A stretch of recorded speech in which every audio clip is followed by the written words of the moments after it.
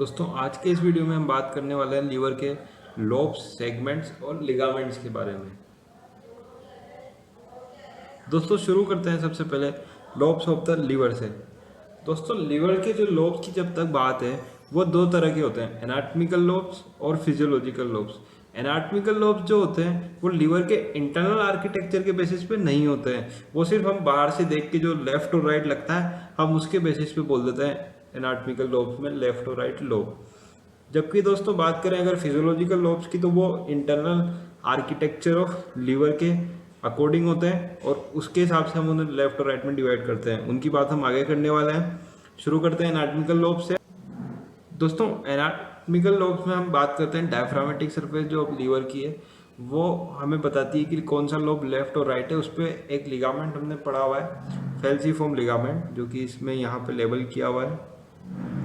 तो इस लिगामेंट के लेफ्ट में जो लोब आता है वो लेफ्ट लोब है और जो इसके राइट में आता है वो राइट लोब है। तो दोस्तों ये बात हुई एनाटॉमिकल लोब की, जिसमें कि हमें इंटरनल आर्किटेक्चर से कोई मतलब नहीं था। अब हम बात करते हैं दोस्तों फिजियोलॉजिकल लोब्स के बारे में। तो फिजियोलॉजिकल लोब्स को हम ट्रू लोब्स भी कह सकते हैं और फंक्शनल लोब्स भी कह सकते हैं। This division of liver is based upon its internal architecture, यानी कि लीवर के अंदर देखो हमने पोर्टा हेपेटिस देखा था। पोर्टा हेपेटिस पे क्या क्या देखा था, उसकी आर्टरी, पोर्टल वेन और एक देखी थी हमने बाइल डक्ट।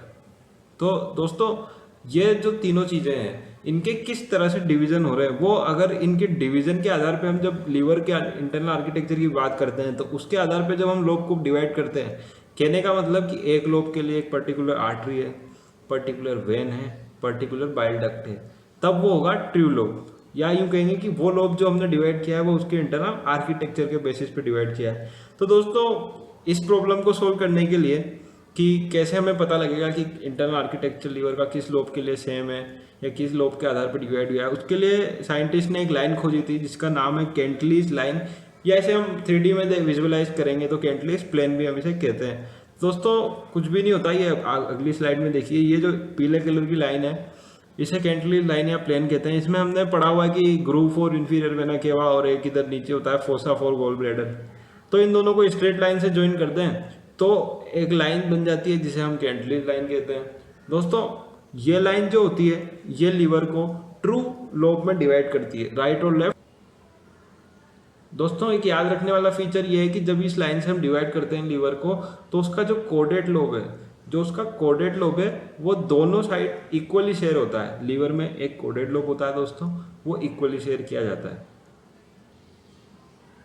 दोस्तों एनाटॉमिकल लोब्स और फिजियोलॉजिकल लोब में एक डिफरेंस और भी है कि एनाटॉमिकल लोब में जो राइट लोब ऑफ लीवर होता है वो अप्रोक्सीमेटली 6 टाइम्स होता है साइज में लेफ्ट लोब ऑफ लीवर से, जबकि फिजियोलॉजिकल लोब्स में ऐसा नहीं है। फिजियोलॉजिकल लोब्स में लेफ्ट लोब और right lobe approximately equal in size होता है। दोस्तों हमने बात कर ली एनाटॉमिकल लोब्स के बारे में, हमने बात कर ली फिजियोलॉजिकल लोब्स के बारे में। अब हम इस फिजियोलॉजिकल लोब्स के टॉपिक को ही आगे कंटिन्यू कर रहे हैं हिपेटिक सेगमेंट्स में, यानी कि अब इन लोब्स के हम सेगमेंट्स कर देंगे, यानी कि इन लोब्स को ही और आगे डिवाइड कर देंगे।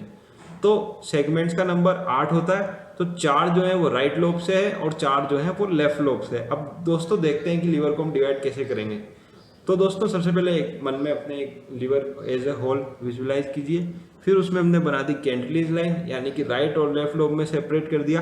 अब हम क्या करेंगे, हम राइट लोब को लेंगे और राइट लोब को एंटीरियर और पोस्टीरियर पार्ट में डिवाइड कर देंगे, यानी कि आगे और पीछे। और इसी तरह लेफ्ट लोब को हम डिवाइड कर देंगे मीडियल और लेटरल पार्ट में, जैसा कि इस डायग्राम में दिख रहा है। राइट साइड में एंटीरियर पोस्टीरियर, लेफ्ट साइड में मीडियल लेटरल। दोस्तों जब एंटीरियर पोस्टीरियर मीडियल लेटरल वालों को जब अपर और लोअर में डिवाइड कर देंगे तो ये रेड लाइन जो डॉटेड है ये अपर और लोअर में डिवाइड करने के बाद का फोटो बता रही है।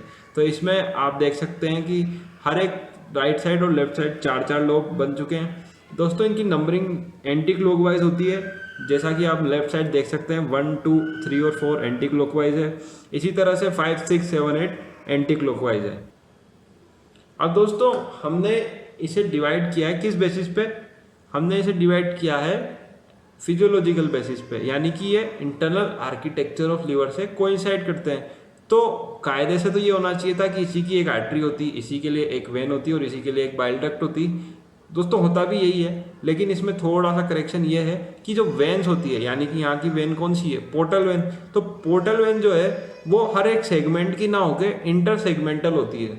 दोस्तों याद रखने के लिए आप ऐसे भी याद रख सकते हैं कि सेम ऐसा ही दृश्य, ऐसी ही पिक्चर हमें लंग्स में भी देखने को मिलती है। लंग्स में भी जो पल्मोनरी वेन थी दोस्तों वो इंटरसेगमेंटल थी, तो उसी तरह से यहाँ पे भी पोर्टल वेन जो है वो इंटरसेगमेंटल होती है।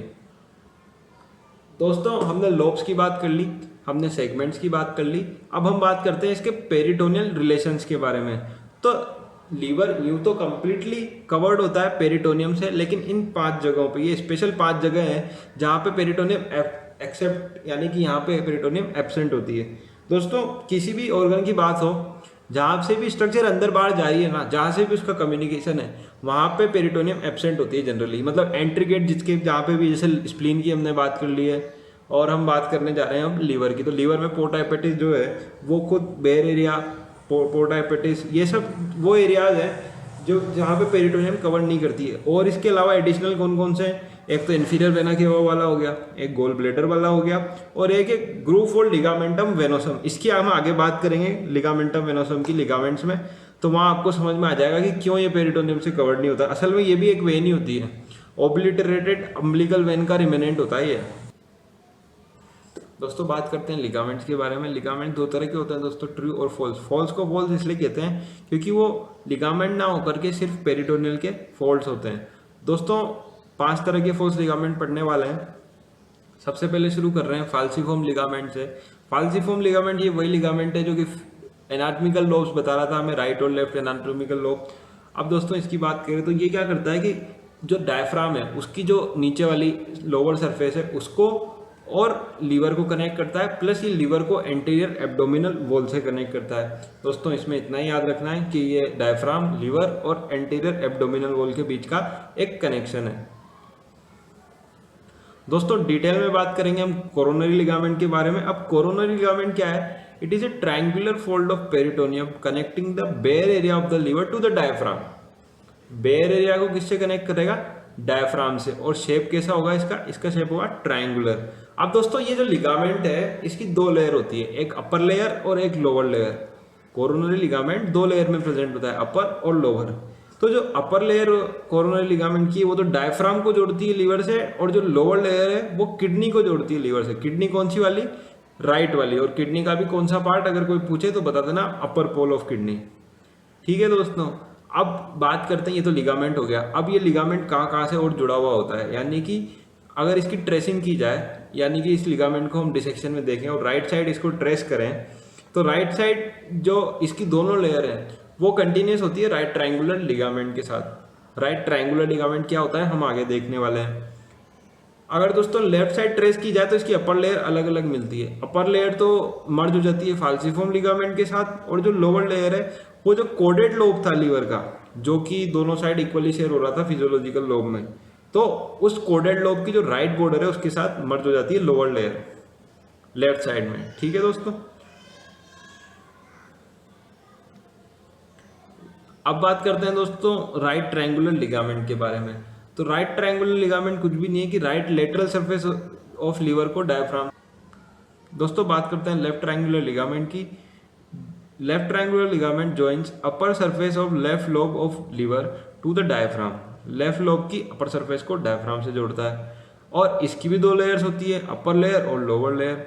और लेफ्ट साइड ये जो दोनों लेयर है ये आपस में फ्यूज हो जाती है और बना लेती है फ्री मार्जिन, जबकि राइट साइड ऐसा नहीं होता। राइट साइड अपर लेयर और लोअर लेयर अलग अलग चलती है। अपर लेयर तो वही कंटिन्यूस विद द फाल्सिफॉर्म लिगामेंट जैसा कि हमने कोरोनरी में देखा था, बल्कि लोअर लेयर जो है, lower layer becomes continuous with the lesser omentum. Lesser omentum हम स्टमक में भी पढ़ चुके हैं, यहाँ पे भी बता रहा हूँ कि जो लेसर ओमेंटम है वो इंफीरियर सरफेस ऑफ लीवर को कनेक्ट करता है लेसर कर्वेचर ऑफ स्टमक से। तो दोस्तों ये बात हो गई 5 लिगामेंट की जो कि फॉल्स लिगामेंट में थे, जो कि जस्ट एक पेरिटोनियम के फोल्ड थे। अब हम बात करने जा रहे हैं ट्रू लिगामेंट्स के बारे में। तो दोस्तों जो ट्रू लिगामेंट्स हैं उसमें 2 ही हमारे पास लिगामेंट होते हैं, एक तो लिगामेंटम टीरिस हिपेटिस और एक लिगामेंटम वेनोसम। दोस्तों बारी बारी बात करते हैं इनकी। सबसे पहले आता है लिगामेंटम टीरिस हिपेटिस। तो लिगामेंटम टीरिस हिपेटिस क्या है? Remnant of the obliterated left umbilical when.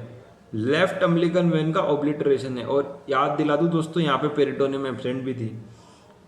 और ये एक्सटेंड करता है कहाँ से कहाँ तक, अब अम्बिलिकल वेन है तो अम्बिलिकस से कहाँ तक, left branch of portal vein तक, left branch of portal vein तक। ठीक है, अब बात करते हैं लिगामेंटम वेनोसम की। तो लिगामेंटम वेनोसम भी रिमेनेंट है ओब्लिटरेटेड डक्टस वेनोसस का। डक्टस वेनोसस क्या करता है कि फीटल लाइफ में कनेक्ट करता है left branch of portal when को इंफीरियर वेना केवा से। दोस्तों ये सब एम्ब्रियोलॉजी के पार्ट है, कौन सा किसका रिमेनेंट है फिर भी यहाँ बताया, ये काफ़ी इंपॉर्टेंट सवाल है टेरिसिपेटिस वाला तो। ठीक है, तो ये याद रखिएगा। उम्मीद करता हूँ ये वीडियो आपको पसंद आया होगा। अगर ये वीडियो पसंद आया है तो इसे लाइक कर देना, ज़्यादा से ज़्यादा इसे शेयर करें। अगर आप कोई सुझाव देना चाहते हैं तो आपने कमेंट बॉक्स खुला हुआ है, कमेंट में ज़रूर बताएं। चैनल पे अगर आप अभी तक नहीं हैं तो इसे सब्सक्राइब जरूर कर देना। और दोस्तों मैं देख रहा हूँ कि बहुत सारे लोग वीडियोस तो देख रहे हैं लेकिन चैनल को सब्सक्राइब नहीं कर रहे हैं, तो सब्सक्राइब जरूर से कर दो, एकदम फ्री है। तो दोस्तों इस वीडियो में इतना ही, मिलते हैं अगली वीडियो में, तब तक के लिए गुड बाय।